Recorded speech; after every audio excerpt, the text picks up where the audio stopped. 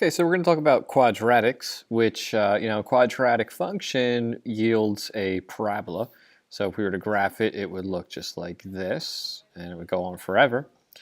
And there are a couple different forms. Now, this is the most familiar, or should be the most familiar, and it's called the general form. You may see this called the standard form in some places, but I'm going to refer to it as the general form. It's ax squared plus bx plus c. We can see that this x squared makes it a quadratic because that's the highest exponent, which we call the degree. A couple nice things about this. This plus c value, that's going to give us the y-intercept. So we know that the y-intercept is going to be at 0, c. So whatever this value is, it's some constant, that's the y-intercept. And that's really nice for us. Also, you may remember this formula, plus or minus, oops.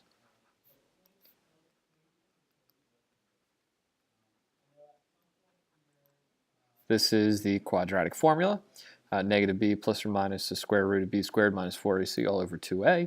This will give us the x-intercepts. And we can also find the x-coordinate for the vertex. And that's going to be negative b over 2a. And then whatever the y value is. So if I take this b value, take the opposite, and divide it by 2a, that's going to give me the x-coordinate for where the vertex is. And you may also remember that that is the axis of symmetry. So the axis of symmetry is going to be at x equals negative b over 2a. So all different little pieces about a quadratic, and it's helpful for putting a quadratic in this form. Now there is another form, well there are a few different forms, but another popular one is this. It's called the vertex form. And so it's called the vertex form because it gives us the vertex. This quadratic is going to have a vertex at the coordinates h, k. And we can see that we have an h there and a k there. So for example, if I have that y is equal to 3 times x minus 2 squared plus 5, the vertex is going to be at 2, 5. Now this kind of throws people for a loop because of this negative, but always remember it's x minus h. So if we have x minus 2, h is 2. Just like over here, I have plus k. So this is plus 5. So that means it's k is 5. And that's it. Now what if we had a situation like this where we wanted to find that vertex? Well, what we could do is we could turn this into vertex form. And so what we want to do to turn this into vertex form is we want to group the first two terms together.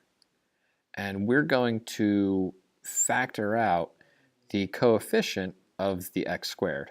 So here I can see that this is a 2, so I'm going to factor out a 2, x squared plus 8x. Now, here it works out because 2 is a factor of 16, but that's not always going to be the case. So just be mindful that you're always going to factor out whatever the coefficient of x squared is, regardless of whether or not it is a common factor. Now, after this, what I'm going to do is I'm going to look at this middle term, and I'm going to add something inside these parentheses to make a trinomial. And in doing so, I want to find this value divided by 2 and squared.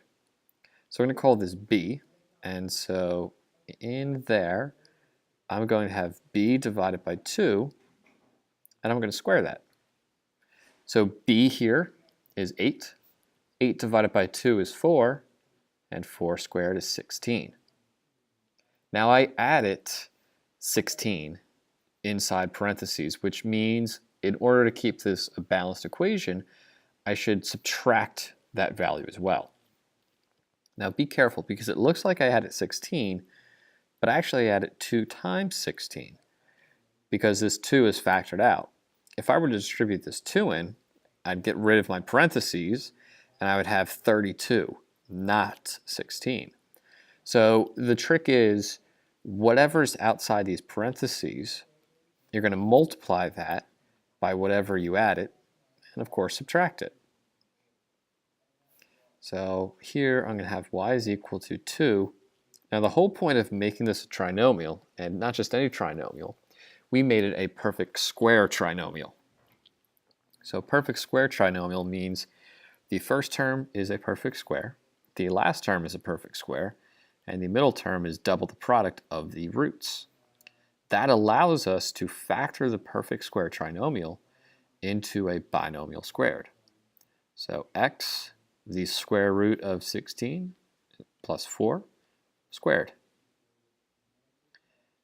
Outside here, we're going to have plus 7 minus 32, so that's going to be minus 25. And there we have it. We've changed this quadratic from general form into vertex form. And so if I were to say what's the vertex, it would be -4, -25. Second problem here, we can go through this together. And I can see that I need to group these first two terms together and factor out a 4 because that's the coefficient of x squared. So I get x squared minus 6x plus some number plus 41 on the outside minus some number. Well, again, I'm going to take -6. I'm going to divide it by 2. -6 divided by 2 is -3. And then if I square it, I get +9. So notice we're always going to have a positive value that we add on here, which means we're always going to subtract a value. And I'm going to subtract 4 times 9. Again, the 9 because that's what I added, and I'm multiplying that by 4 because that's outside of the parentheses. So I'm going to have y is equal to 4 times, here, this is a perfect square trinomial, and it's always going to be the case if I do this correctly. And so this is going to be x minus 3 squared. And this is a plus 41 minus 36, so plus 5. And I hopefully will be able to see that the vertex here is going to be 3, 5. Now, if you're not great with perfect square trinomials, pay attention that if you have 8 in this middle term for this first problem, we add 4 in the factored version. -6, we have -3. So this inside the binomial squared is going to be half of this middle term here. That's always going to be the case. So if you struggle with factoring a perfect square trinomial or are not too familiar with the pattern, just take this value, divide it by 2, and that's going to give you that binomial squared. Now we can also find the x-intercepts, and again, that's where y is 0. So on the y-axis, for the y-intercepts, the x-coordinate is 0. So to find the x-coordinates, we make y 0. So if I set this equal to 0, all I have to do is factor it. Now this negative here is a little bit tricky, so what I would like to do is subtract every term by -1. And I can do that if I do it to both sides. Well, 0 divided by -1 is 0. And so over on the right-hand side, I get x squared minus 6x plus 8. And so I need to factor this. So x squared is x and x, only x and x multiply to get x squared. And then I need 2 factors of 8 that add up to get -6. Well, if I multiply -4 times -2, I'm going to get a +8. And if I add -4 plus -2, I get -6. So I can set these equal to 0. So x minus 4 is equal to 0, and x minus 2 is equal to 0. And I get that x is equal to 2, and x is equal to 4. Now if I wanted to write this in the correct coordinates, I would say 2, 0, and 4, 0, because x-intercepts are points. Next up, I have this. So I could say, all right, 0 is equal to 4x squared plus 14x plus 12. Now if you notice, the 4, the 14, and the 12, they all have a common factor of 2. So over here, I'm going to multiply everything by 2. Again, 0 divided by 2 is 0. 4x squared divided by 2 is 2x squared, plus 7x squared, plus 6. So again, I can factor. Now this looks difficult, but it's not too bad because 2 is a prime number. So that means I'm only going to have 2x and x. And then I need 2 factors of 6. Well, actually, these are going to be 2 factors of 12. Well, actually, no, 6. They're going to get 7, but I have this 2 here. So if I look at maybe, yeah, there we go. So if you want to use the box method or any of those other methods that we use to factor this, this would be a good time to use it. But here I can see that 7x is only 4x plus 3x. So to get to 6, it's 2 times 3. And here if I look at what's multiplied, I get 2x squared plus 4x plus 3x, which is plus 7x, and then plus 3 times 2, which will give me the plus 6 on the end. So if I set these two factors equal to each other, or not equal to each other, equal to 0, oops, that should be a plus. If I solve for x here, I get x is equal to negative 3 halves, and here x is equal to negative 2. Pay attention that these would be vertical lines, so instead I'm going to write these as points. And those are my coordinates. So those are my answers as my x-intercepts. So for x-intercepts, all we have to do is make a quadratic equal to 0 and solve. And finally, maximum and minimum values. But again, this is a quadratic. So if you think about what that looks like, a nice little parabola, there's a minimum value and there's a maximum value. It is nothing more than the vertex. Because again, if you think about what a parabola looks like, if I ask what is the absolute maximum, well, there is none because this is going to go on forever. So there is an absolute minimum with a positive. So if we look at this quadratic here, we can see that this has a positive leading coefficient, so it's going to open upwards. And because it opens upward, it doesn't have an absolute maximum, but it does have an absolute minimum. Either way, it's the vertex. So we need to find the vertex. Well, we have two ways to do this, and probably for us the simplest way is going to be to use vertex form. But actually what we could do is, I'll show you both ways.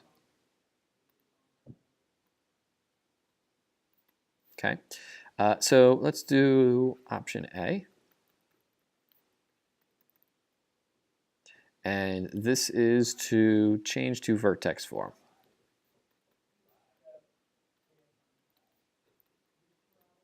So if we change this to vertex form, I'm going to have y is equal to, I'm going to group these two together, and I'm going to factor out that 2. So x squared minus 6x plus something plus 3. In here, I'm going to add negative 6 divided by 2 squared, so that's 9. And I'm going to subtract 2 times 9. So I'm going to get y is equal to 2 times x minus 3 squared. This is going to be a plus 3 minus 18, which is minus 15. So the vertex, which in this case is going to be the minimum, is equal to 3, negative 15. That's a point. So that's the first way. Change it into vertex form. For a problem like this where we didn't have to worry about fractions, it was nice and easy. But sometimes we will have fractions. Now, if I want to look at this again and do the second way, what we can do is use the fact that x is equal to negative b over 2a and then solve for x. So x is negative b over 2a. So in this case, x is equal to negative 12, which is 12, over 2 times 2, which is 4, which is 3. Now if I plug this back in, because I need to find f of 3, I need to find the y-coordinate. So I plug the 3 back in. Whoops, don't talk and write at the same time. And if I plug the 3 in for x, I'm going to find the y-coordinate. So 3 squared is 9, times 2 is 18, minus 36, plus 3. This is going to give me a negative 18, plus 3 is negative 15. So I can see that my x-coordinate, again for the minimum, the x-coordinate is 3, and the y-coordinate is negative 15. Yet again, I got the same answer as I did before. Typically, I'm going to say whichever method you prefer, use it. But do be familiar with this method, again, because this will always work with fractions. And here, just imagine you have to work with fractions or decimals. To try and factor this and then multiply it out could become difficult for some of you. So just be familiar with both ways, because using this method, this is nothing new that we haven't done before. So that's quadratics. Make sure you know the two forms, specifically vertex form, general form, and how to find these different pieces we looked at today.